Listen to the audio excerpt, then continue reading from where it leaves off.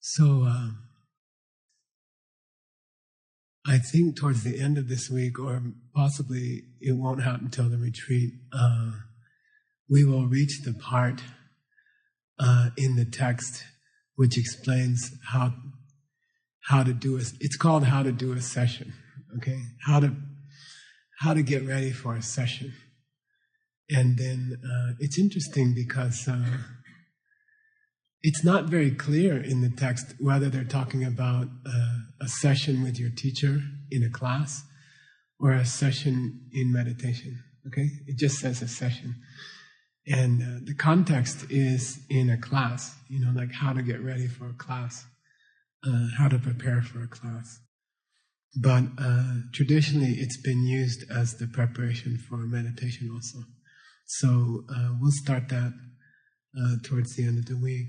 But I think what I'd like to do today is work on the traditional preparation for meditation. So meditating is like running a race, right? And you have to, I think a lot of people don't appreciate, or they don't know that you have to warm up before you do a meditation.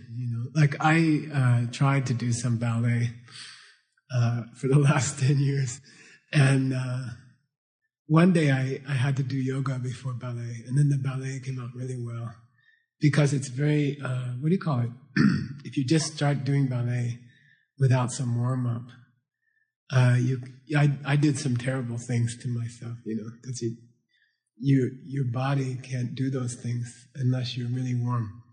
So I think meditation is the same, and I think most people don't really think of that they need to warm up before they do a meditation. So you can't. It's very difficult to just sit down and pop into a meditation. We traditionally we were in Tokyo and we gave a talk at a very beautiful yoga studio called Sun and Moon. And we did 4 meditations together that would lead to having passion in your life. Okay? And it was fun.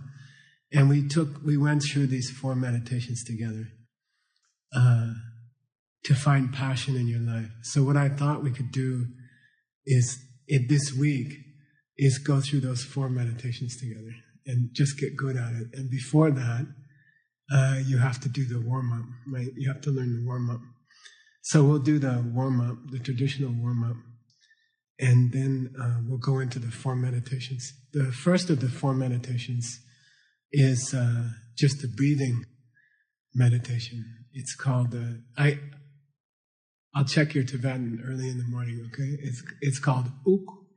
Say Uk. Uk. I like it. Uk. It sounds like Hobbit language. Uk. Jung. And then you gotta close your throat. Moop. Moop. Uk Jung. Uk Jung. Okay, cool.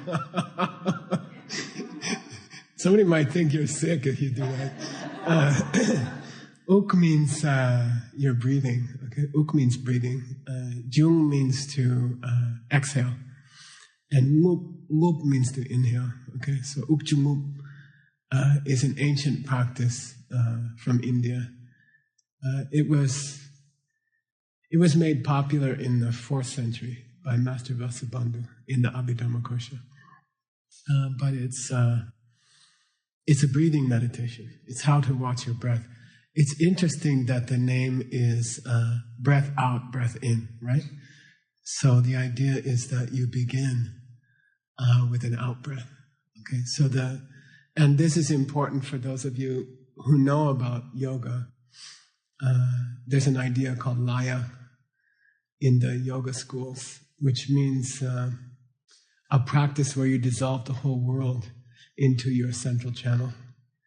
So that's another meditation we can do later someday, called Khen Double Tinginzin. It's a special kind of dissolve the world meditation. But it's felt that if you do your breath meditation by starting with an exhale and then doing an inhale, that it will prepare you for later for doing laya meditation, where you dissolve the whole world into your central channel, your sushumna. So that'll be the first of the 4 meditations for learning passion. Okay, for how to. What do I mean when I say passion? Is I don't know. I was in the diamond business for 15 years or something, more than 15 years, and the last year I lost interest in it, and it was really unpleasant. It was really hard to sit there every day with a pile of 10,000 diamonds and look through them one by one. And I just lost my love for it, And I think that happens to people in their life, You kind of lose your excitement, or there's no electricity in your life. And I think it happens a lot with relationships, like at the beginning there's all this electricity and excitement, and then slowly it just kind of wears down. And then towards the end, you just feel hollow or something, and you don't really like what you're doing. And then sometimes it's a frustrated feeling. You're doing something you don't really like, and you want to do something else that you think you like. But sometimes it's worse than that. Like, you don't like what you're doing, but you don't have any clue about what else you'd like to do. So you just kind of. It's not like you can jump and go anywhere else because you don't know what you would like to do next. So. The purpose of this week in the scripture and the purpose of these meditations will be to try to do practices which would return your passion for something. So when I say passion, it's not like the Passion of Christ, and it's not like the passion of an X-rated movie. It means, a real deep love and enjoyment of what you do and of your relationship and things like that. It's a deep enjoyment of life and an excitement for your life all the time. So, the claim that I'm making is that if you learn these 4 meditations and you do them regularly, then the passion will come back to your life. And I like to say, with karmic things, with karmic seeds, you see, if you don't know about karmic seeds, then the way you seek to solve your problems is external, right? So you don't feel happy at your job, so you start looking for a new job, right? Or you don't feel happy about your relationship, so you start thinking about having a different partner, right? And these are external ways of dealing with losing your passion, right? And we do it differently in this system, right? The whole foundation of this system is that you deal with things on a karmic level, right? So rather than looking for a new job, or rather than looking for a new partner, you plant seeds for passion. Okay, you just plant the seeds for passion, and meditation is an extraordinary tool for that, because meditation takes place deep in the conscious mind, almost to the subconscious mind. The seeds are planted in the subconscious mind. So if you want to affect your seeds, or you want to plant new seeds, meditation is probably the best place to do it, you see? So you can plant seeds by talking to people, or you can plant seeds by helping people, and you should do that. You must do that. But to plant seeds in meditation is very, very powerful, because you're working close to the core. They call alaya vijnana, which means the storehouse consciousness. You are working very close to the core where seeds are planted. So in meditation, you could plant seeds for passion in your life, you see? Which isn't to say you don't have to help people externally. You do, or it doesn't work, okay? That kind of makes the seeds work. But, I mean, some of us, I think we get all caught up in meditating and planting seeds, and we don't help anybody. So just stuff like cooking, like this evening, all the advanced students are cooking for everybody else. And that kind of thing, makes the subconscious seeds work. You see, you need both. So we're gonna do exercises which plant seeds for passion in your life. But the cool thing that I wanted to say, and then we'll just start, is that once you plant a karmic seed deep within your consciousness, subconscious, you can't even guess how it's going to come back. You see? That's what I want you to feel. Okay? Like, we say, I lost my interest in my job, or my relationship isn't so fun anymore, right?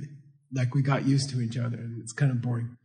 And then you say, okay, Geshe Michael, what should I do? And I say, plant seeds. Just plant seeds. Okay? How? Let's do it in meditation. So today we'll plant seeds during meditation. What I want you to feel, though, I want you to feel how you cannot predict how those seeds will come back to you. Like, you have a feeling like, maybe I'll meet the girl of my dreams, or maybe my boss will move me to a different part of the company, which is more interesting. Okay? Like, you have an idea in your mind of how you would like the situation to resolve.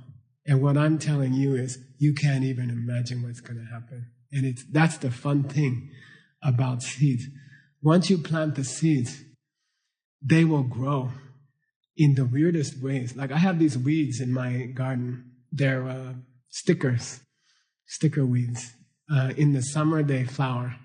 And then it's too late. They grow these burrs. And then they harden. And they stick through your feet. And the spores, or the little seeds, they fly off of the flowers.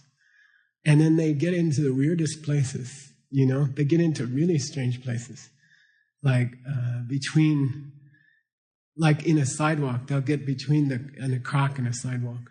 And they'll grow there. And you can't imagine it. You know, you can't imagine the flower that can come out, you know? And these meditations that we're going to do this week, they are the same. And the exciting thing about an excitement meditation is that just be aware you can't imagine what's going to happen. And don't even try. Okay? You just can't imagine what's going to happen. You know, like, I don't know. What's the guy's name? Justin? Who's popular nowadays? Justin. Yeah, whatever his name. And then, or Adele. Adele will come to your house, and, you know, like, you can't. No, I'm saying you can't predict what will happen. I'm trying to get you into that feeling. Once, you can either do what you think will work, which doesn't work, right? You can quit your job, or you can demand a transfer to a more interesting part of the company, or you can go looking for a new partner. And the seeds that made the first job boring and the seeds that made the first partner boring, you will carry with you. And the new job will get boring after 6 months, and the new partner will also, okay? Because the seeds are carried in the mind, unfortunately. It doesn't matter where you put your body. The seeds are carried in the mind. But if you address your hopes and your dreams, Mongxiang, if you address your dreams through seeds, then what I'm saying is that you can't even imagine how it's going to come out, you know? And that's so fun, okay? Like, you just can't imagine how it's going to come out. We wanted to go to Paris, right?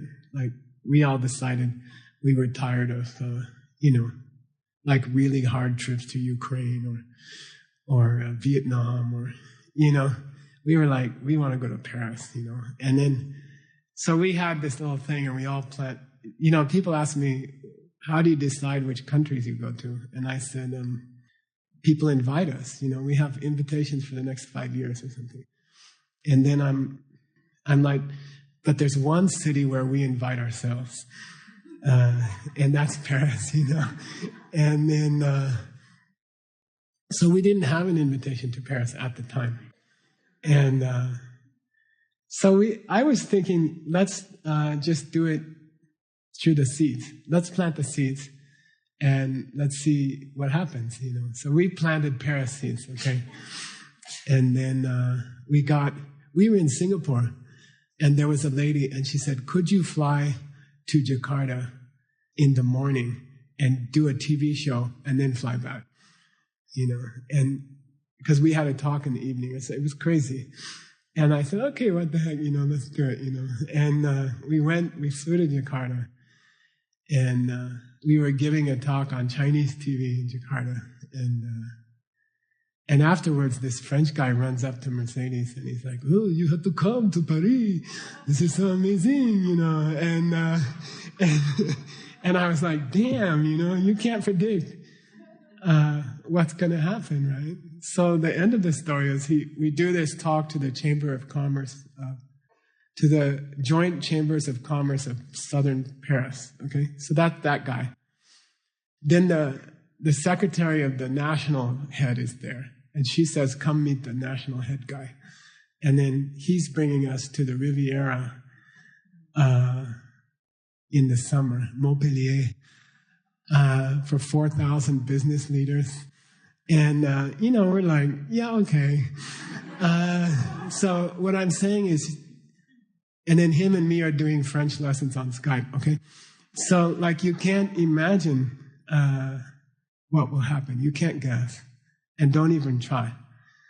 Just be aware that rather than working with external events like I need a new partner or I need to transfer, just plant seeds and relax. And weird, cool stuff will happen. Okay? Then just relax. I didn't know. If I tried to call that guy in Paris to go to the Riviera, he wouldn't even answer the phone, So just plant the seed and relax. And then cool stuff will happen. Something cool will happen, okay? And you just have to plant the seeds. So we'll start. I think what we'll do is we'll go through the traditional warm-up for meditation. It's called Yanlak Dun, 7-step warm-up, of which only 6 are warm-up steps.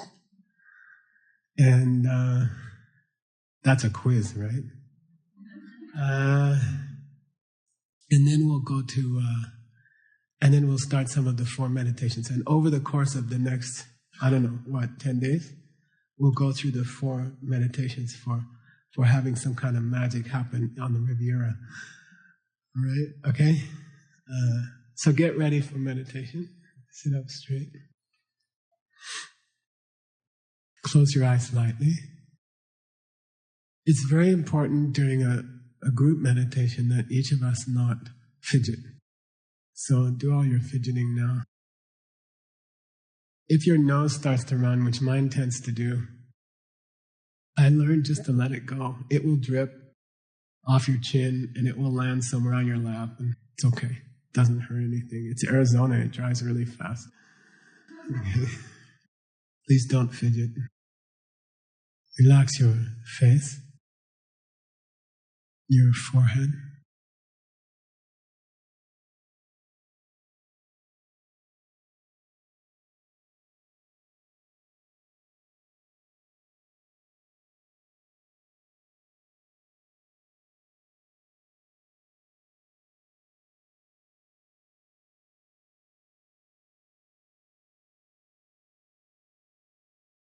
Relax the corners of your mouth. Relax your lips.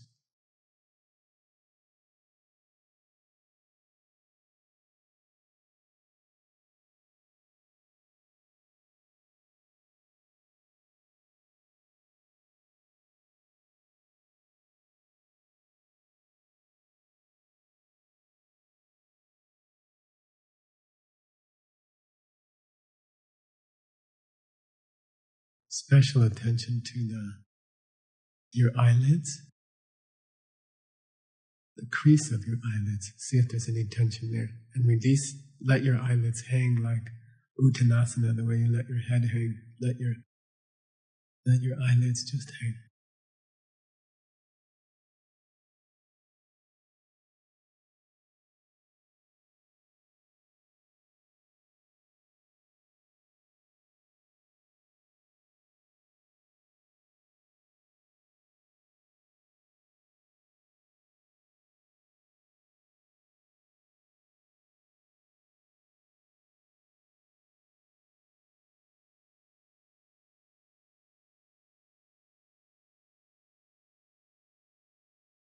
Imagine how quiet you can get.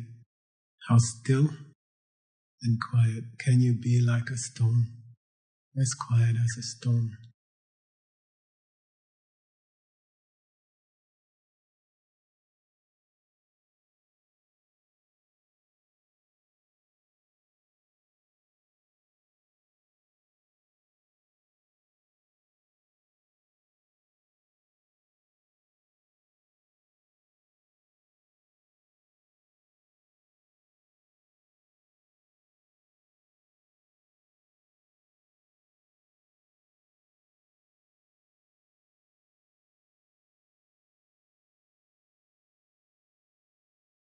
Quiet as a stone.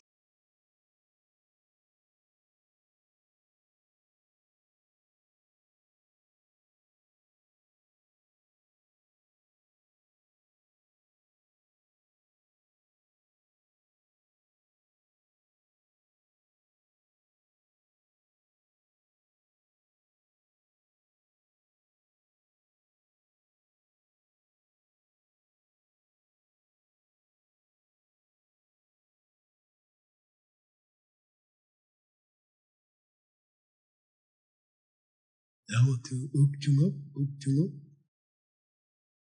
Place your mind on the tip of your nose. Mine's kind of hanging under the tip of my nose. And watch the breath come and go just from that point of view. Feel the sensation of the breath passing the portal of your two nostrils. There's a ring of feeling of the air striking the entrance of the nostrils, and just stay aware of that one point in your body, the entrance to the nostrils, and the ring, two rings of sensation as the air strikes those two gateways. And then as it exits, you don't have to follow the air into your lungs, and you don't have to follow the air out into the room. Just concentrate on those two rings of sensation at the doorway of your nostrils.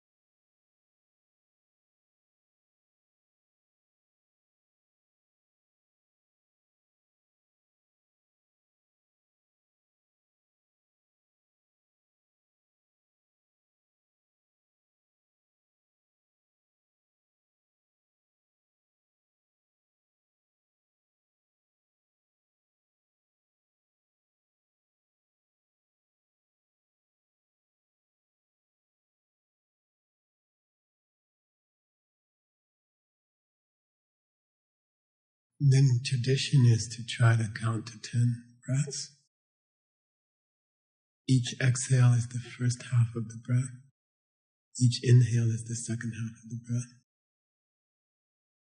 Try to see if you can count 10 breaths at a time and then start over with one. Exhale is the first half. Jung. Inhale is the second half. Oop.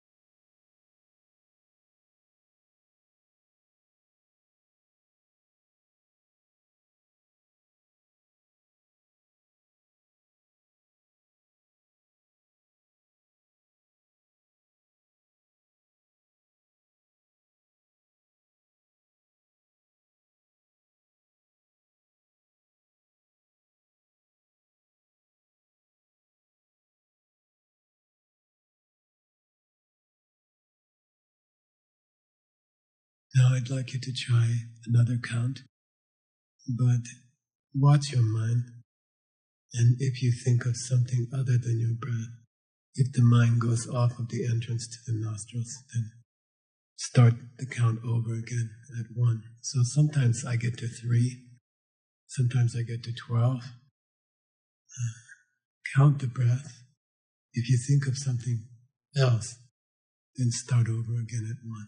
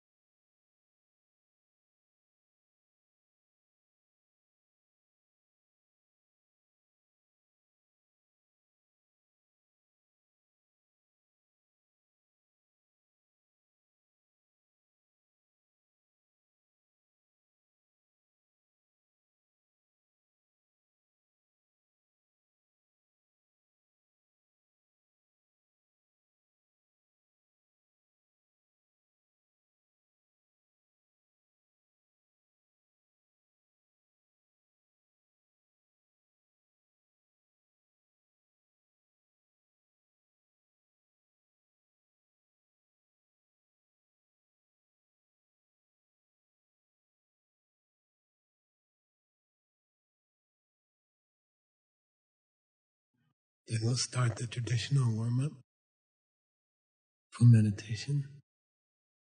First step is to, in your mind, invite your own heart teacher to come to this room and sit with you. So imagine that your own heart teacher could be alive, could be someone who's no longer alive, could be someone you haven't met yet. It's your own heart teacher, as well as you can imagine them, walks into the room and sits in front of you. Don't picture a picture. They are not a statue. They are not a painting. They are alive. You can feel the warmth of their body, and you can smell the fragrance of their body. You can see their chest rising and falling with breath.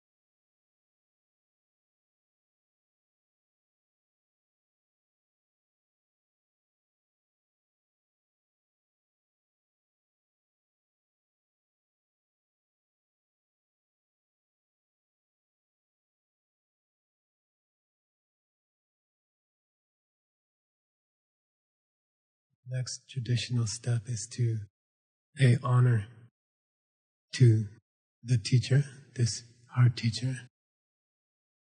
And when we're meditating, we can't stand up and bow down to them. We bow down in the mind, within the mind.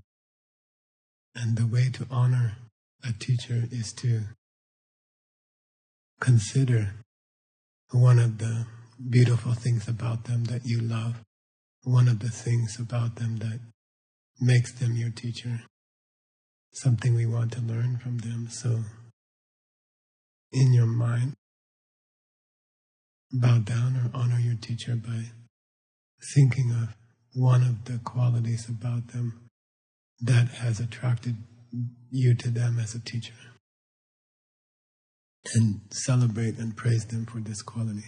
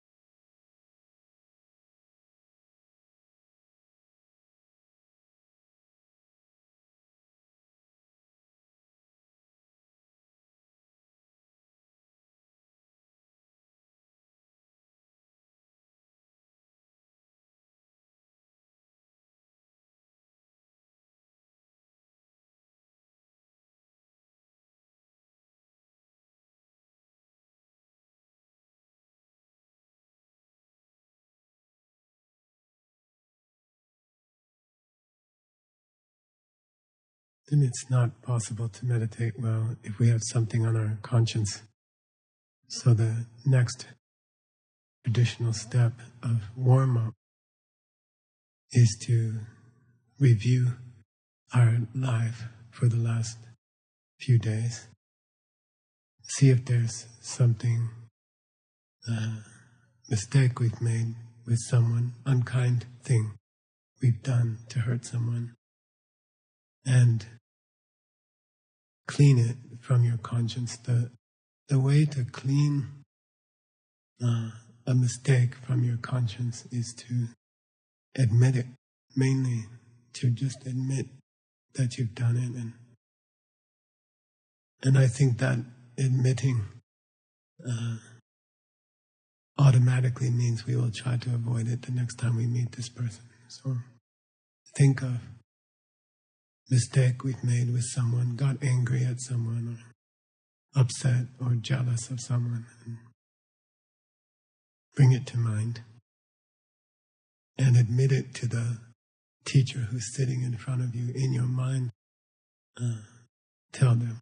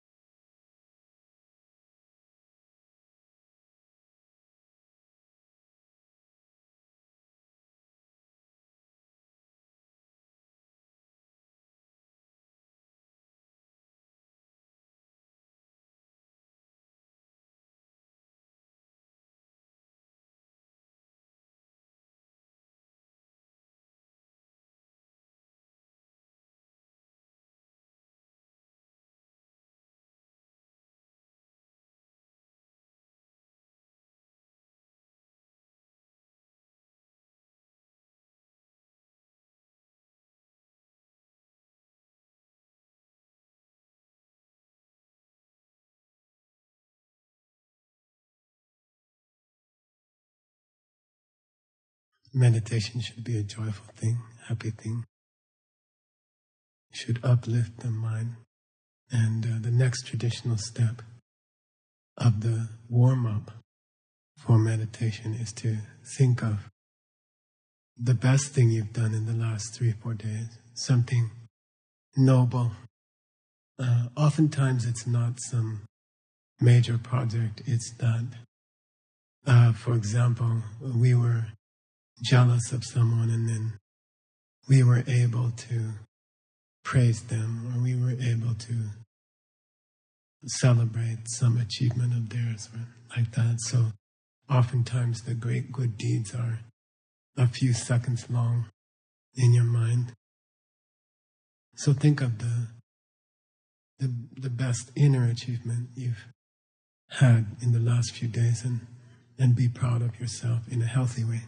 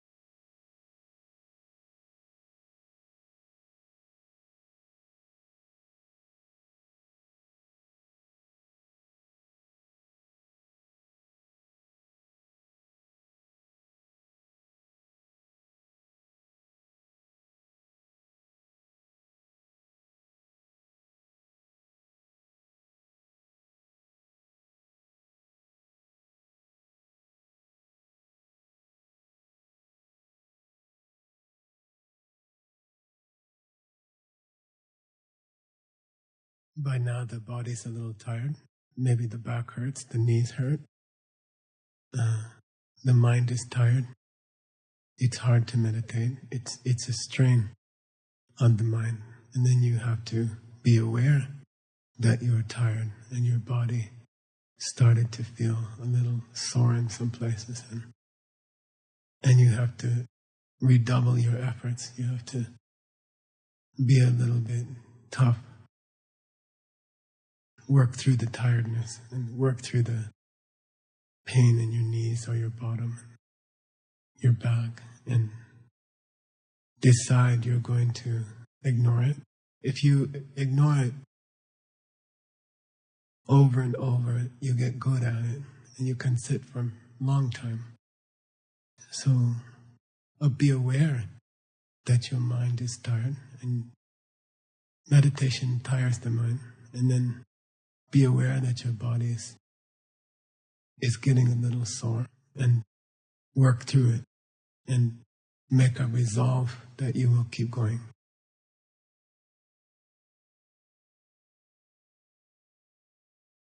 It's quiet as a stone.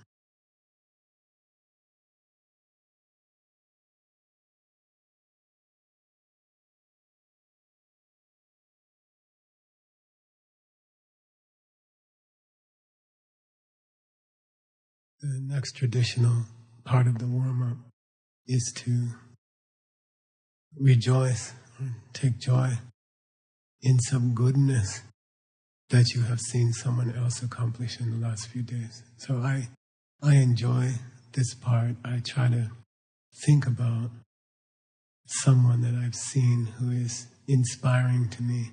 And oftentimes it's not some great spiritual leader like His Holiness the Dalai Lama. Or oftentimes, for me, it's a flight attendant on an airplane, or it's a waiter in a restaurant, or it's just someone I saw as I was driving through the city, and I saw someone do a kindness to someone else, like a small kindness. They opened a door for somebody, or they smiled at someone, or they said a kind thing to somebody.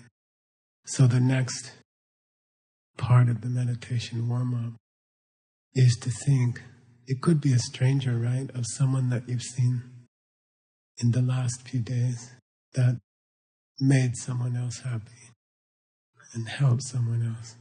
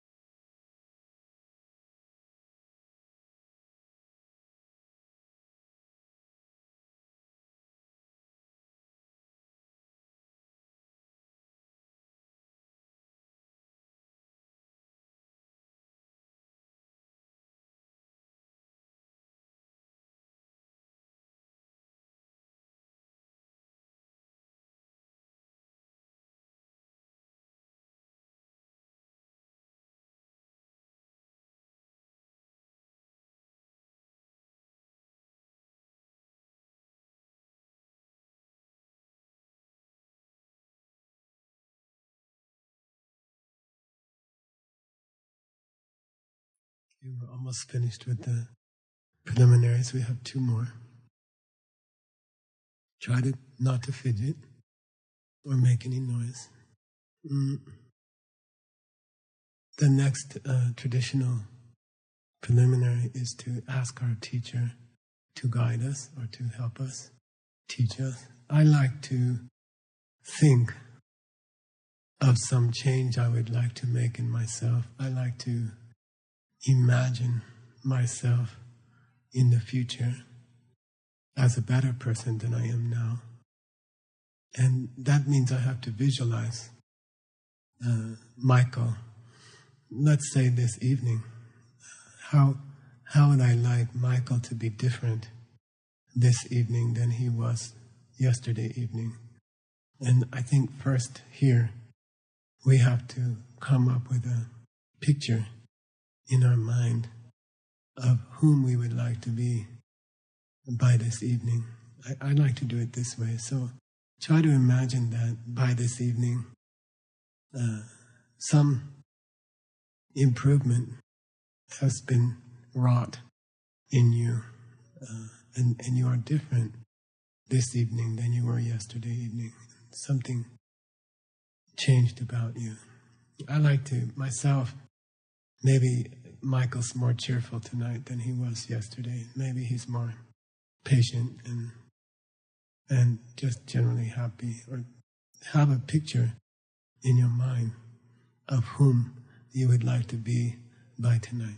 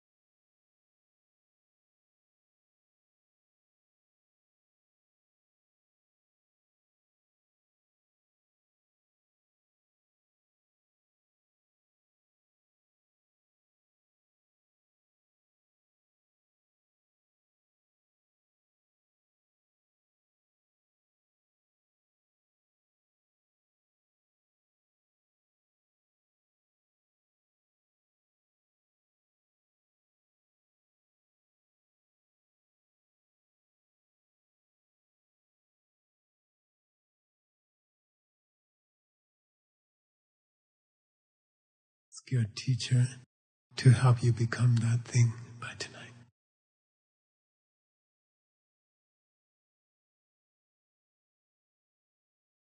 You will learn the skill of not coughing in meditation. Observe your throat when you want to cough.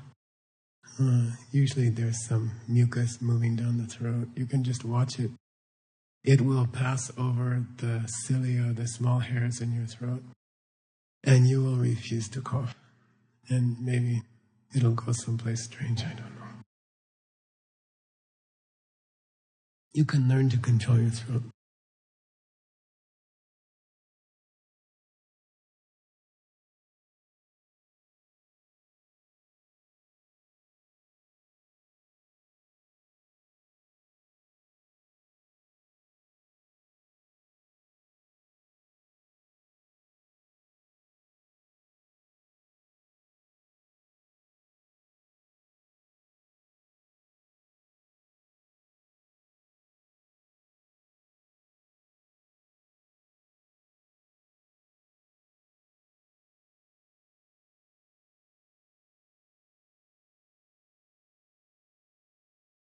The last step on the preliminary, then we'll take a break, is to ask your teacher to stay by your side, allow you to be with them, allow you to be near them, and ask them to be close. Ask them to let us to stay close to them so that they can make us the person we want to be.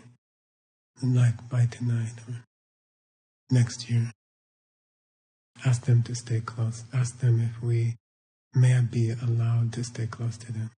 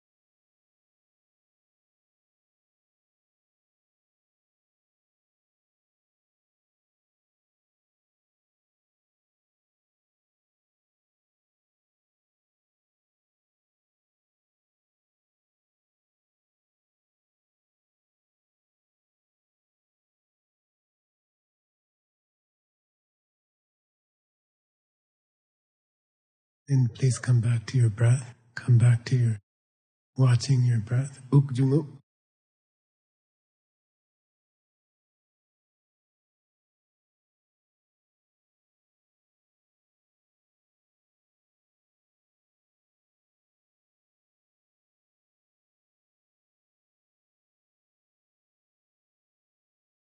And then you can slowly open your eyes.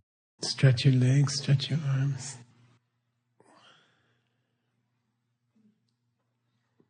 By the way, if you're more comfortable in a chair, it's much more intelligent to sit in a chair. Okay? You don't get any points at all for sitting on the floor. If sitting on the floor makes anything hurt after a while, then the object of meditation becomes your knees or your back, and you lose the meditation. So it's better to sit somewhere maybe.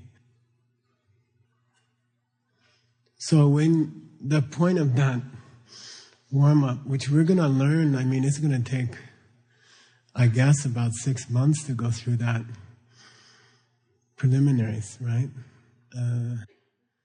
We're going to learn them in great detail. We'll go through them one by one very slowly. And this is the classic text for that, okay? This is the best text in the world for learning how to go into a meditation, okay? Then by the end of that process, your mind is very, very ready for meditation, okay? Everything is, your conscience is clear, right? And then you have some kind of joy already. You celebrated your own goodness and somebody else's goodness.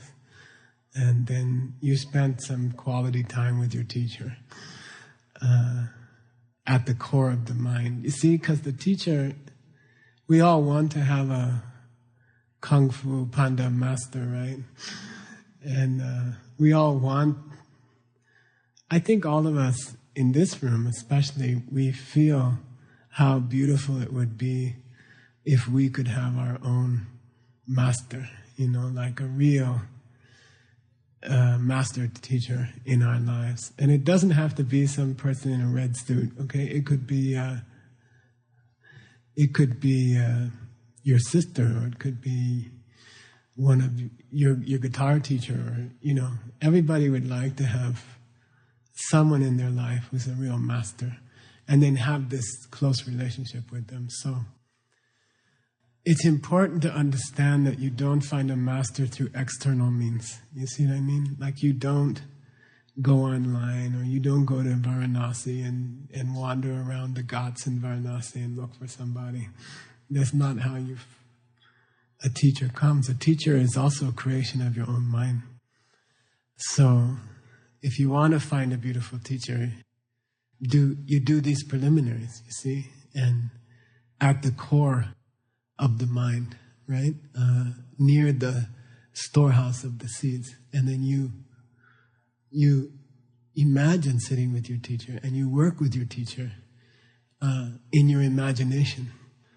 And the better the fantasy gets, the more beautiful teacher will come to you, because they are coming from that storehouse. They are a projection of your own mind, right? So when you do the preliminaries well, you are creating a master teacher who will show up in your life and stay with you. And it's a wonderful, you know, it's nice to have a partner. That's a nice relationship.